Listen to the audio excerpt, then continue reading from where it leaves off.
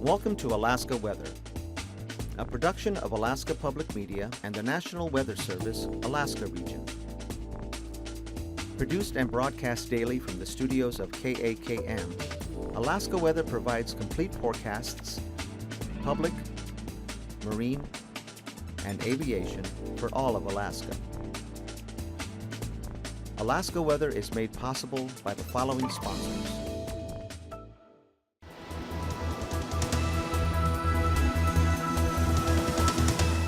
The National Weather Service.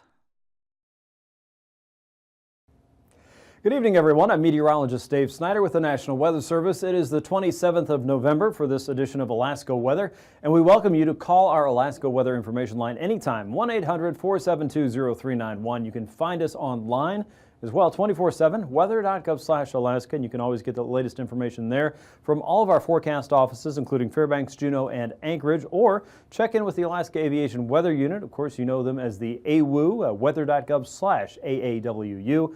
And if you'd like to check on that earthquake that we had around Whittier and Valdez earlier today, I think it was a 5.3 on the official tally there by the end of the afternoon.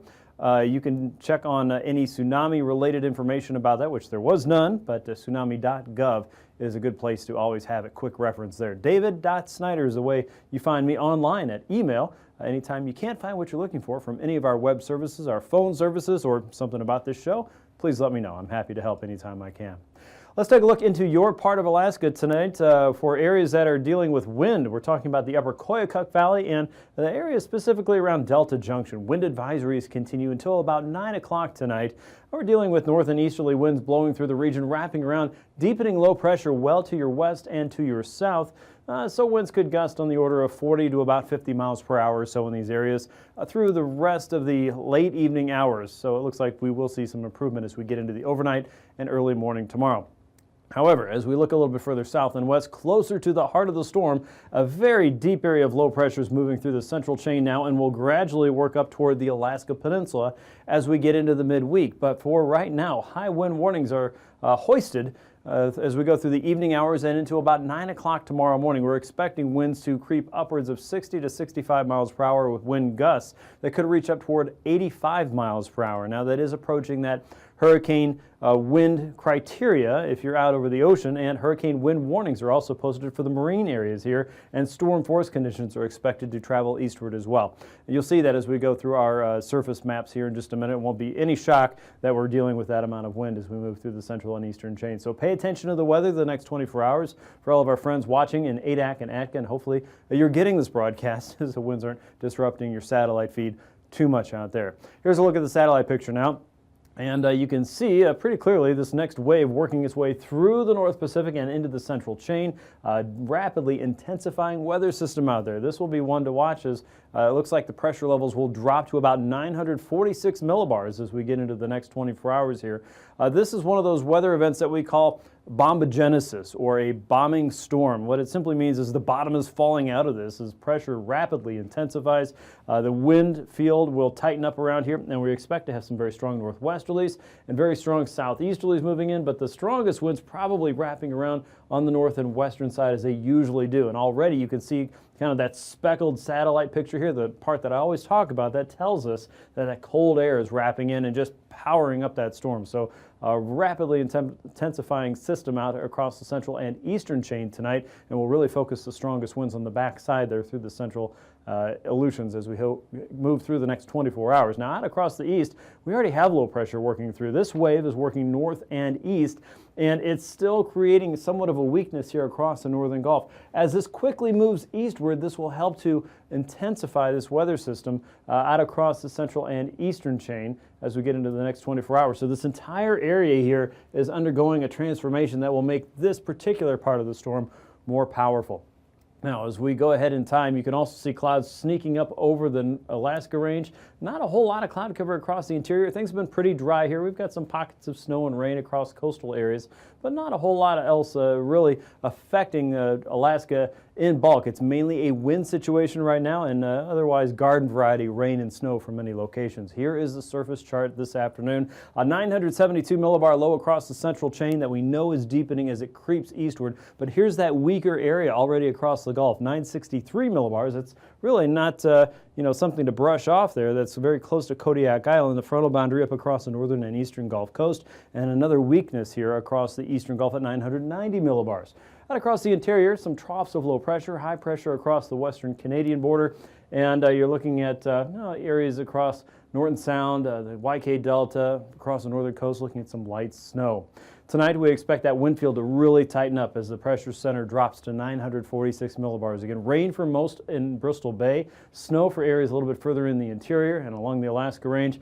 Rain, it looks like, in Prince William Sound, and rain for many in southeastern Alaska. Now, as we get into Tuesday, the low pressure system creeps eastward just a little bit. Here's the center, the strongest part of the storm.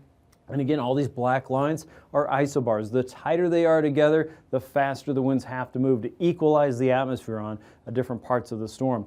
Now, across southeast, we're getting into more of a south and westerly onshore flow. More clouds than anything else, but a better chance of rain showers the further south you go in the Panhandle. Rain showers for many around Prince William Sound and the northern Gulf, Kodiak Island, and then snow as we move into south and west. But it will quickly turn to rain the further toward the coast you go.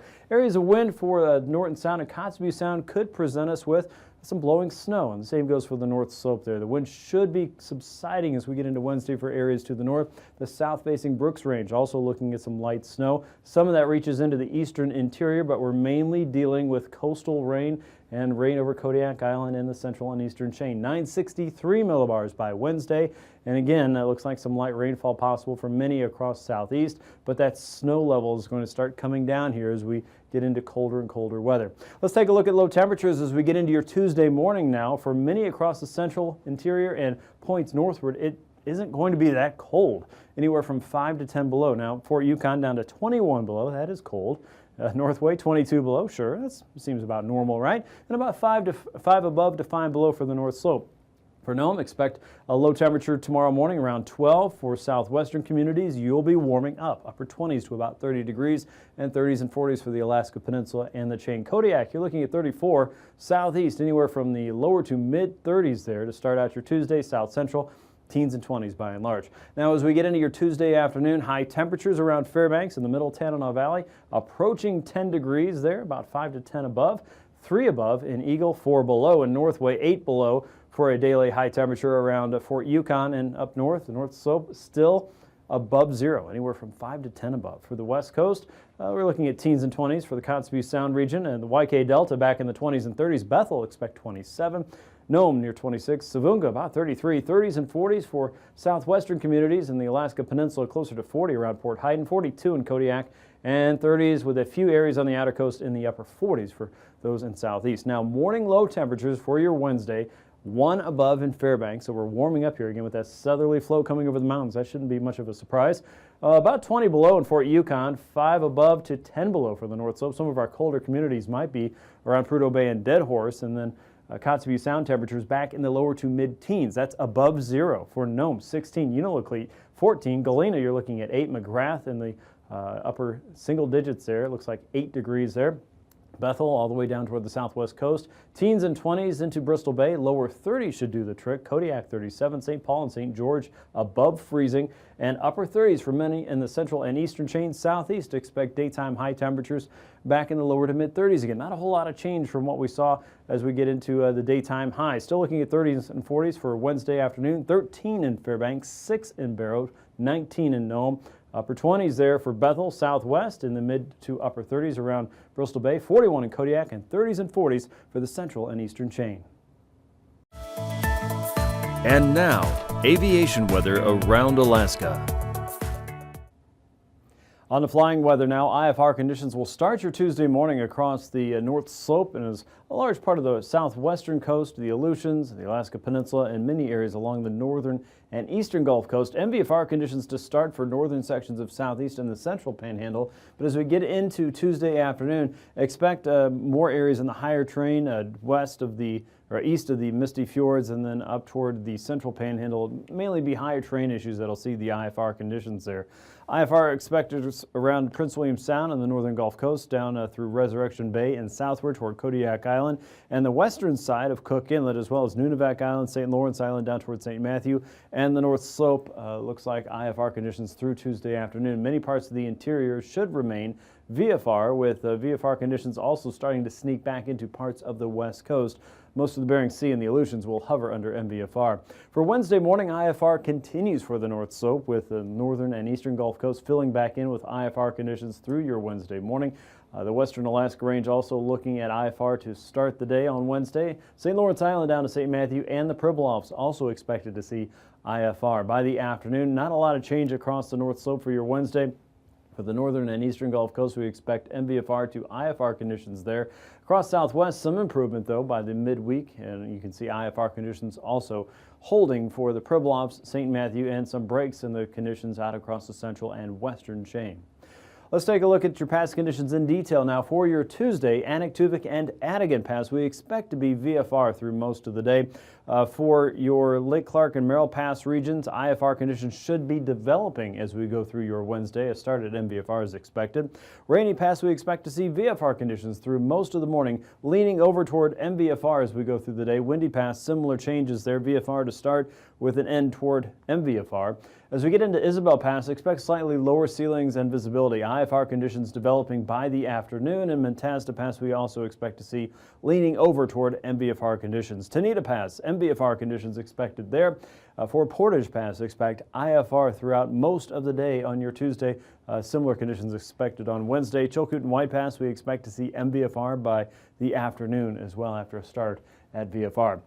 Freezing levels then, you'll notice that most of the state is sub-freezing. Here's the surface freezing line just south of the capital city all the way out toward Yakutat, Prince William Sound, and then right over Cape Newenham and north of the Pribilofs there. Aloft, we're looking at levels at or above 2,000 feet, but most of that's for the extreme southern part of the southeastern panhandle as well as Bristol Bay and southward there. So again, most of the state remains below freezing at this point. So icing potential is a little bit lower. However, the starting levels there are a little bit higher than recent days. Anywhere from 3,000 to 6,000 feet across the southwest and the western Gulf, some of that reaching considerable moderate. Most areas at least have some icing potential south of the Alaska Range, south of Nome, the Norton Sound region, the Pribilofs, the Aleutians, and southeast. Many areas north of the Alaska Range to the interior and the coastal plain expected to see little, if any, icing threats there on Tuesday.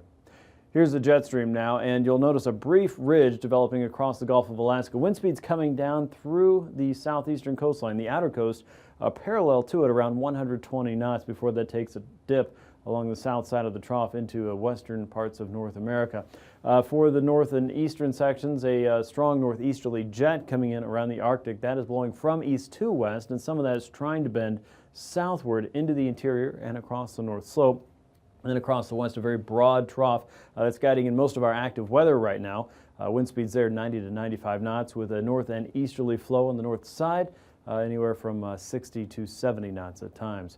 At 9,000 feet, you can see our dominant low pressure system there across the southern Bering. South and westerly winds coming into southeastern Alaska, broad southerly flow over the Gulf and right into the interior. Wind speeds there 30 to 50 knots at times, and a northeasterly flow for the North Slope, 10 to 25 knots, and northwesterlies coming in across the central and western chain, anywhere from 30 to 50 knots. And then on at 3,000 feet, again, a very similar pattern here, not a whole lot of change. The wind speed is really the only dominant feature that's different. 50 to 65 knots on the south and eastern side of that dominant low pressure system. South and westerly flow anywhere from 30 to 60 knots over the Gulf. And easterlies coming in across the northern third of the state, 10 to 15 knots. So what about turbulence?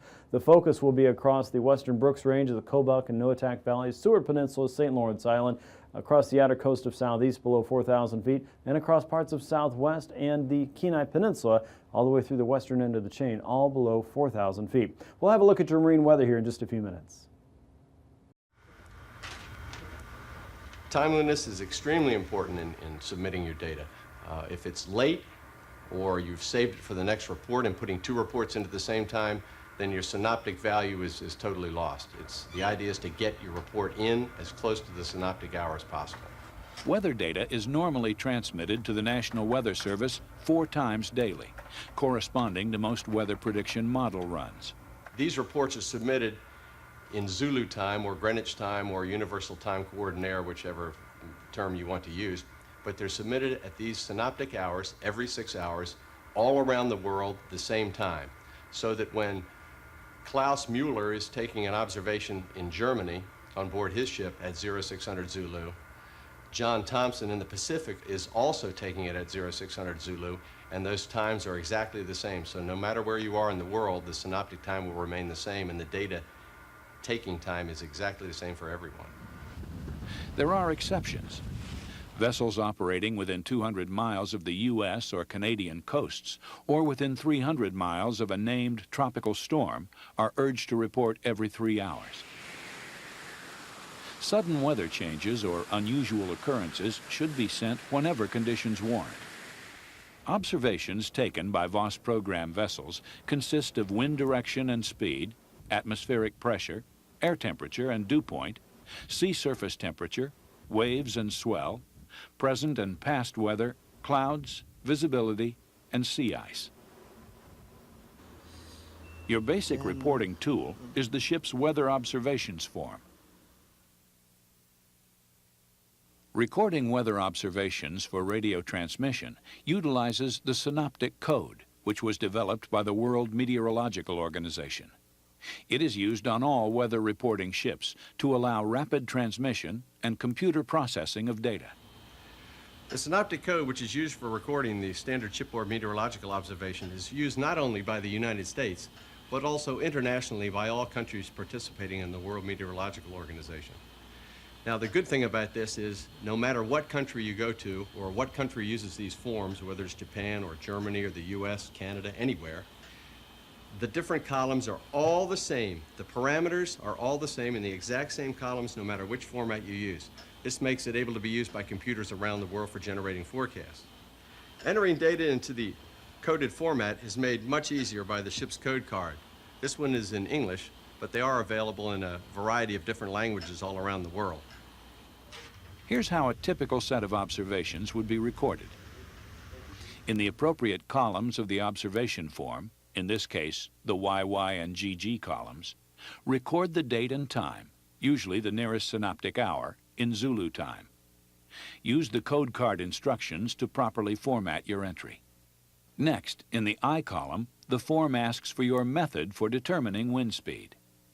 The code card instructs you to enter a 3 if wind speed is estimated, or a 4 if an anemometer is used. If an anemometer is used, you must make a correction for the vessel's motion. The procedure is the same across the form. For instance, latitude is entered in degrees and tenths. 99 is a code preceding the ship's latitude and longitude position group. The Q column is your ship's quadrant of the globe. It is also entered using the code numbers specified by the code card. Longitude follows.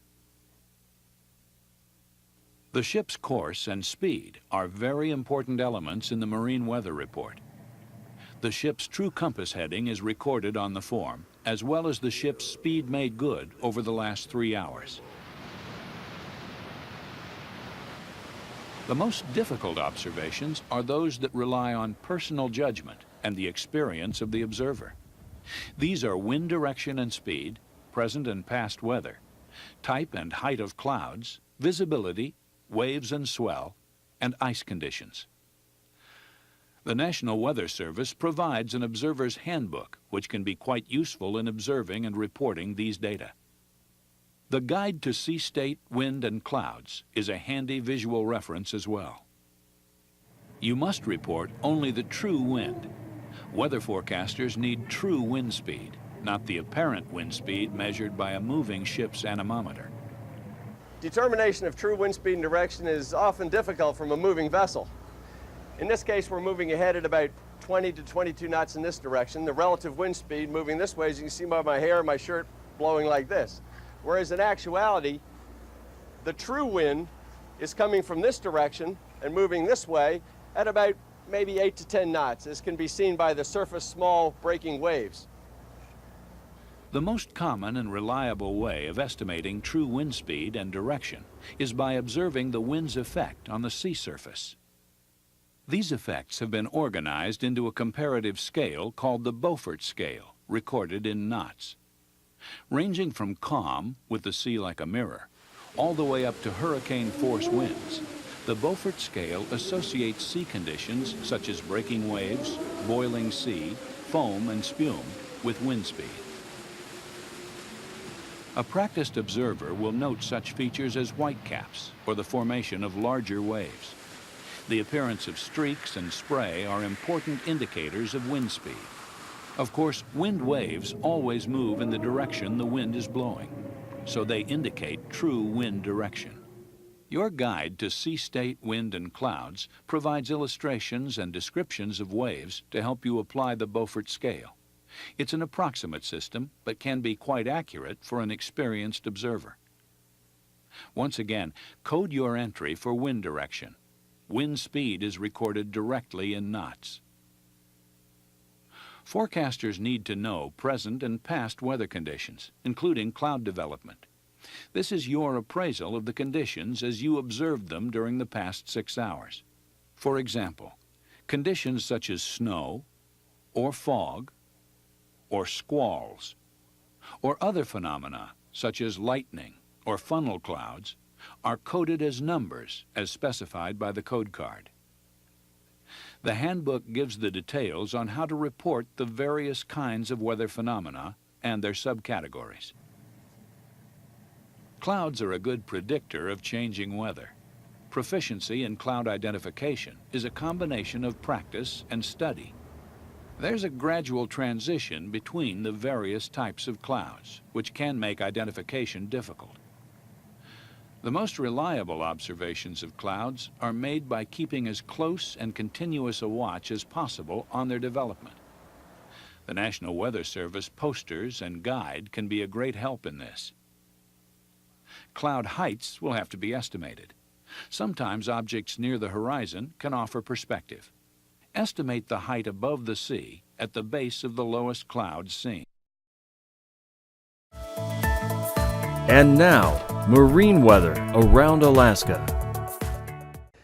Time now for a quick check of your sea ice conditions, and we're going to start with a zoom in on Cook Inlet here, and the ice that you see across the northern part of the Kenai Peninsula into Turnagain Arm, and also areas up north, still dealing with a little about 80% concentration or so just outside of the Susitna Delta region there. And then, of course, the ice doesn't really go past the Forelands just yet, but it has been cold. There has been plenty of offshore flow and plenty of cold lately to freeze up a lot of the water across the northern sections of Cook Inlet. As we look at the larger view, you can see Cook Inlet once again here, but a lot of ice has been forming across coastal regions of western Alaska, again, due to the offshore flow and the cold leaving the interior and working toward the outer coast. Now, a lot of this ice will probably move westward slowly, making room for new ice to form across the coast. In the meantime, also, the Beaufort Seacoast has pretty much closed off, if you haven't seen that already. So this is updated as of the 27th of November. Ice is very slow to grow right now along the Chukchi Sea region, so stay tuned for more there. On to southeast, winds will come in from the south through most of the southern and central inner channels, 15 knots with 3 to as high as 8 foot seas in the Clarence Strait. A little bit more of an onshore flow south of Sitka across the outer coast, 19 to 20 foot seas. There's southerlies across the northern outer coast, 15 to 20. Lynn Canal still looking at northerlies, 25 knots with a 5 foot sea. For Wednesday, southerlies start to take over on the inside, 20 to 25 with up to 11 foot seas in the Clarence Strait, and more of a south and southwesterly flow as low pressure begins to deepen across the central and western Gulf. You'll see why in a moment. 18 to 19 foot seas across the outer coast for Wednesday. For south central, easterlies inside of Prince William Sound, 6 foot seas on a 25 knot wind, a broad southeasterly flow crossing the northern Gulf, 25 to 30 with 11 to 12 foot seas there in Cook Inlet. There's that offshore flow, 25 knots or so in the north. From the northeast, look for 6 foot seas west of the Barrens, 35 knots with 10 foot seas also from the north and east. Southerlies take over here on Wednesday, 30 knot winds in many areas with 17 to 18 foot seas. Winds diminish a little bit inside of Prince William Sound, seas down to 4 feet. North and easterlies still in Cook Inlet, 20 to 25 with 4 to 5 foot seas, 8 foot seas west of the Barrens on a developing and strengthening southeast wind. Now for the big stuff. Here's the Alaska Peninsula. Southwest to southeasterly winds around low pressure here across the Alaska Peninsula. 45 to 50 knots, anywhere from 25 to 30-foot seas there. Smaller seas, considerably smaller, across the Bering Sea coast in the lee of the winds coming off of the peninsula there. Easterlies inside of Bristol Bay with a 10-foot sea. As we get into Wednesday, the highest seas, strongest winds still south side of the peninsula and south and east of Kodiak Island. Southerlies 30 knots with a 25-foot sea. Southeasterlies in Shelikof Strait with winds up to 25, and south and westerlies down the Alaska Pacific coast, 30 to 33-foot seas with 35 to 40 knot winds. Now for the Aleutians, hurricane force wind warnings around the central chain tonight with high wind warnings for the land areas for Adak and Atka. Winds there could gust upwards of 65 to 70 miles per hour. The northwesterlies across the central chain, 60 knots sustained with many higher gusts in the region, 28 to 35-foot seas, even higher seas as you move eastward, south and west of Nikolsky, east of Atka and the Pacific coast, 38-foot seas with a 65-knot wind, again blowing from the west. And out across the north and western parts of the Aleutians, 45 to 55 knot winds from the north and west. You're looking at 23 to 26-foot seas. As we get into Wednesday, the higher winds and higher seas push south and east, but we're still talking about a considerable strong wind, anywhere from 50 to 55 knots with up to 33 to 36-foot seas across the central and eastern chain. To the west, improvement noted, anywhere from 30 to 50 knots with 26-foot seas there for your Wednesday. For the west coast, the worst weather should be to your west and south. Look for an offshore flow here from Norton Sound all the way down toward the Kuskokwim Delta, looking at 13 to 14-foot seas there with winds as strong as 45 knots. Northeasterlies at St. Paul and St. George, 25 knots with a 13-foot sea. As we get into Wednesday, a wind still blowing generally from the north and northeast, 25 to 30 knots, 3-foot seas inside of Norton Sound. Northwesterlies around St. Paul and St. George. Northeasterlies around St. Matthew, 30 knots with an 11-foot sea for your midweek. Up north again, the Beaufort Sea is covered up with ice now, so we're talking about 25 knots from the east. For the Chukchi Sea, also an offshore flow, 25 to 30 knots with 6 to 8-foot seas expected there. And easterlies across the Bering Strait communities, 25 knots with a 7-foot sea. That becomes more of a northerly flow as we get into your Wednesday there with north and easterly winds down the Beaufort and the Chukchi Sea, the strongest around Cape Lisburne and Point Hope, 40 knots with a 12-foot sea there. A quick recap of your weather. Rain across southeast and a deepening storm across the southern Bering Sea. 9:46 tonight with high wind warnings for the central chain moving eastward as we get into tomorrow. The low at 946 millibars closer to the Alaska Peninsula with some healthy winds throughout the region. These forecasts are to be used for planning purposes only. Call 1-800-WX-BRIEF for a formal pre-flight briefing.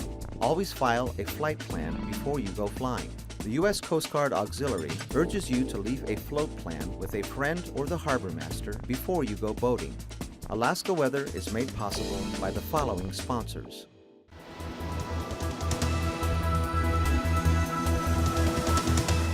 The National Weather Service.